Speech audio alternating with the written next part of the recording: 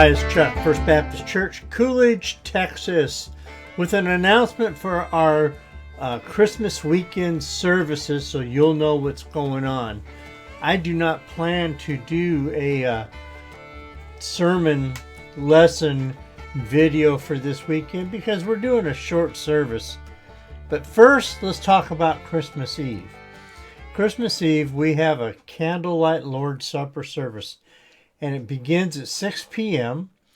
And in this service, we will sing three of our favorite Christmas songs, read the Christmas story, and then we will transition from that into looking at why Jesus came. And we will, in that time, observe the Lord's Supper, and then we will close with our traditional lighting of our candles and singing one verse of Silent Night before we depart. This is usually a very simple and enjoyable service where we come and celebrate the birth of our Lord, and then we remember why he came, and we celebrate that he came. I know the weather is very cold. Here in Texas, we've been below freezing for 3 days, and down to almost zero one night. Whew, cold. But if you feel comfortable driving, come on and be with us at 6 p.m. This service generally lasts 30 to 40 minutes max. It's just a good way to remember. Bring the kids and come on in. We'll do this brief service and then we'll depart. Now, on Sunday morning, we've canceled all of our regular activities and we're going to only have a morning worship service that begins at 9:15. And in that service, we will again celebrate the birth of our Lord.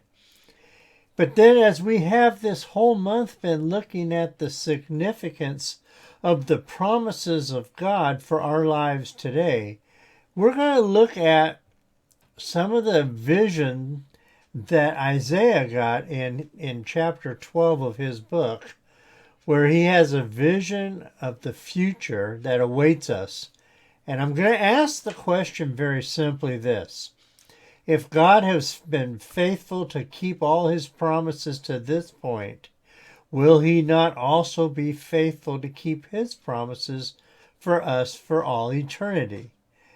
And if that makes sense, that God will keep his promises, and since he is perfect, I would expect he will, then does it make any sense for us to somehow resist God, somehow turn our back on God, and pursue the things of this world and ignore what God would have us to do? And I think the answer to that already is quite obvious. But we'll talk about that as we close out the month of looking at the promises of God and what they mean for us today. God has drawn near. We know he's near. We know how to respond to God. And one of the ways this December we have chosen to respond is by believing that God will keep all of his promises in his Bible for us today. So come and be a part of the service. Both services dress casual. You can always dress casual coming to our church. We do not put on airs.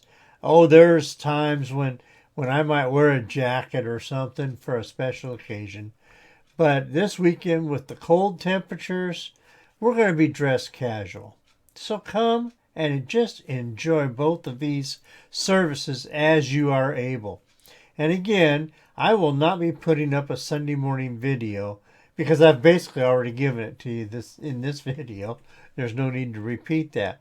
Come and be a part of the service. Be with us. Read Isaiah 12 and you'll know where I'm going. It's not that hard.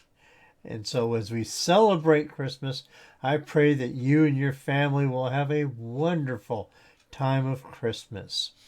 And I pray that as you celebrate with each other, that you will share the love of God with each other as a family and keep Jesus in the middle of this celebration, because after all, if he had not come, if God had not kept that promise, we would have nothing to celebrate today. I look forward to seeing you next week as we begin a new year-long emphasis that I've entitled Hope Has a Name.